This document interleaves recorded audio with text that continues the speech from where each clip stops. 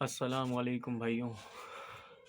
भाइयों, ये मेरी छोटी सी एक कॉलोनी है जो कि मैंने 5 पेयर से बनाई थी और माशाल्लाह अभी जो है वो इतने पेयर हो गए हैं कि मैं आपको बता ही नहीं सकता क्योंकि मैं ये खुद ही नहीं गिन पाता।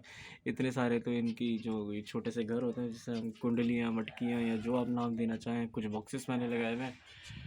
तो अच्छा, जब मैंने अलग-अलग केजेस में सारे पोर्शन में रखे हुए थे, तब क्वालिटी ये थी कि नॉर्मल साइज़ हुआ करते थे, हर एक चीज़ नॉर्मल हुआ करती थी।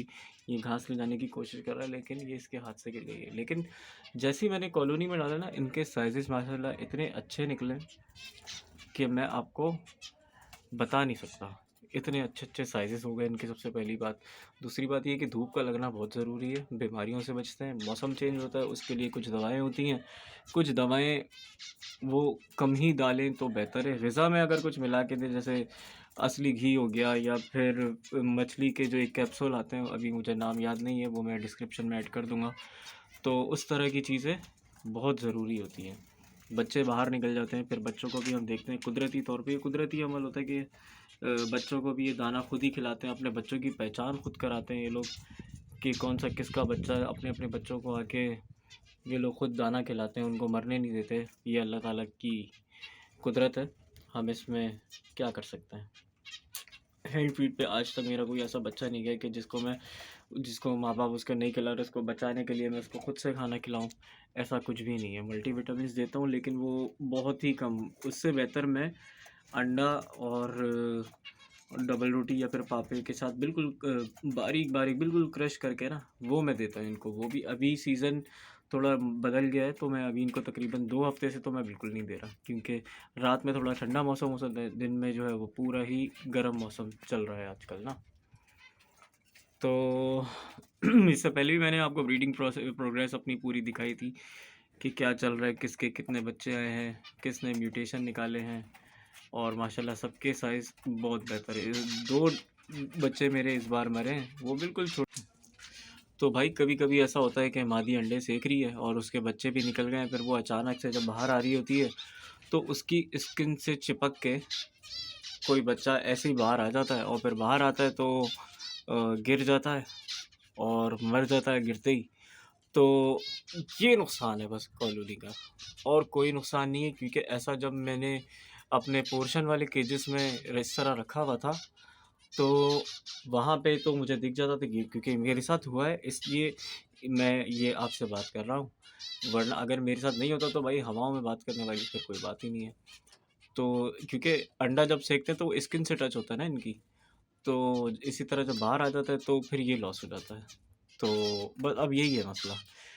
लेकिन कॉलोनी के फ़ायदे, इतने फ़ायदे हैं कि आपका टाइम बचेगा। आप पोर्शन वाले केज में रखते हैं, 10 केज 12 पोर्शन का, 10 पोर्शन का जो केज होता है, तो उसमें अलग-अलग आपको पानी भी डालना है, अलग-अलग बाजरा भी डालना है।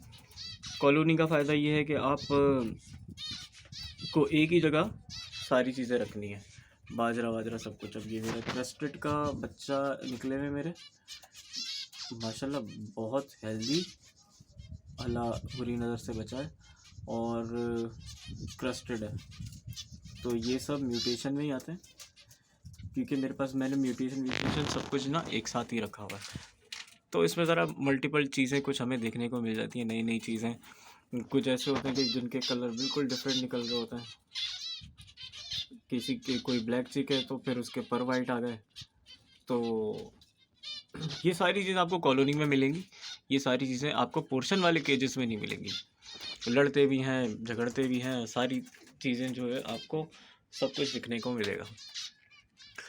एक बैच मेरा ख़त्म हो गया है, यानी एक जो अभी बच्चे-वच्चे जो निकले थे, तो 24 या 26 इतने कुछ हो गए थे। टोटल 8 पेयर में से, या हाँ 8 पेयर में से 24 बच्चे निकले थे, तो ये कम है।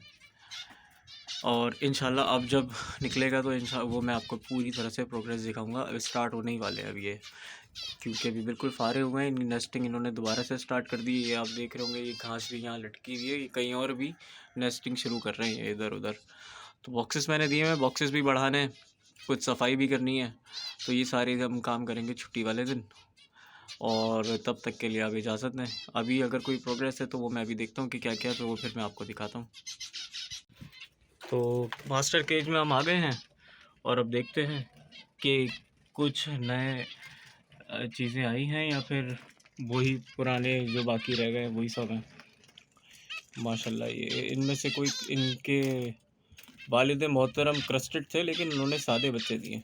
लेकिन चलो अल्लाह ताला की कुदरत है, अल्लाह ताला की मर्ज़ी, जैसे चाहे दे।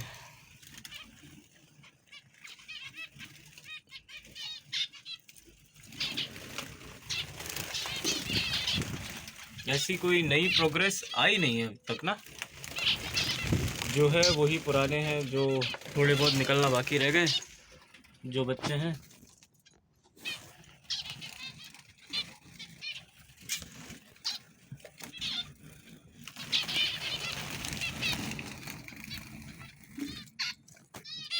मैंने कुछ लव बर्ड ऑर्डर किए हुए क्योंकि मैं मार्केट से नहीं लेता, तो मैंने लव बर्ड ऑर्डर किए हुए।